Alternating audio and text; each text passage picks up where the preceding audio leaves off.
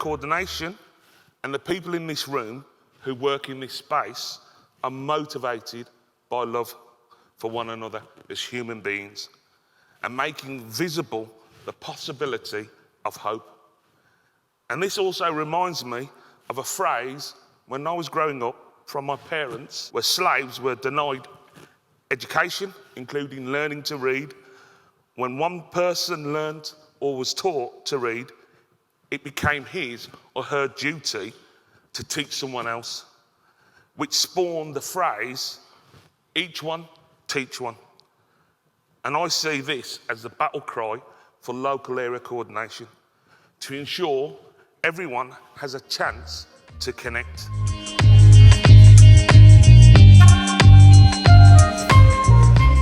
I just wanted to say that the network, in my mind, is one of the most critical and profound safeguards that we have for local area coordination. Nearly 30 years ago, we started with one country area in Western Australia. Over about 10 years, we had some projects in Belfast, in Northern Ireland, various projects in Ireland currently, and also the wonderful work here in England and Wales, which I rate extremely highly. And I guess if I could be a little bit provocative, I could sort of say I've always conceptualised local area coordination as being a shift in power, from systems and services to people. Local area coordination is all about the individual and the person being in control of their own happiness and their own destiny rather than somebody else doing things for them.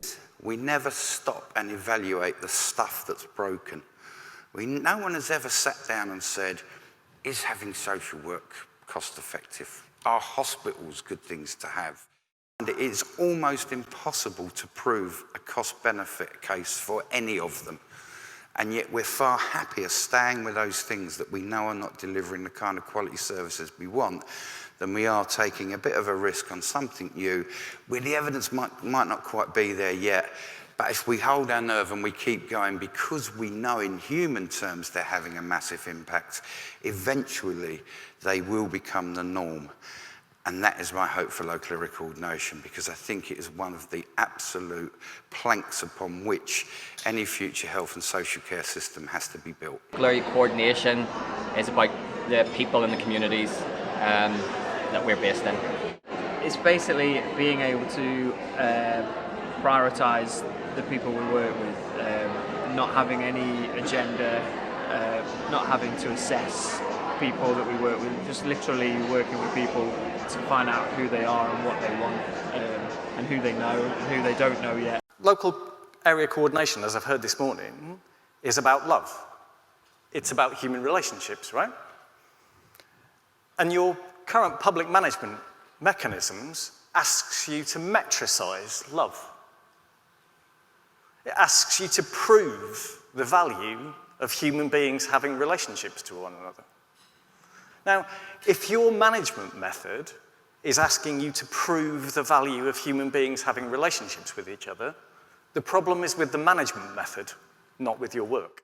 We saw some people as being citizens of their communities, and if you're a citizen, you have freedom, you can do what you want, particularly when people find themselves for the long term inside what some people refer to as service land. That can feel like what some people describe as falling down the rabbit hole, a place where the language changes and the focus changes. It's about need, it's about cost, it's about risk, it's about quality, it's about systems. The transformative potential of local area coordination is that it brings those two worlds together. It brings together the capacity of communities and the capacity of public services. It's time for local area coordination because we need to change the system. We need to see people as individuals, and we need to celebrate the strengths that they've got and the skills they can do, rather than focusing on deficits and negatives.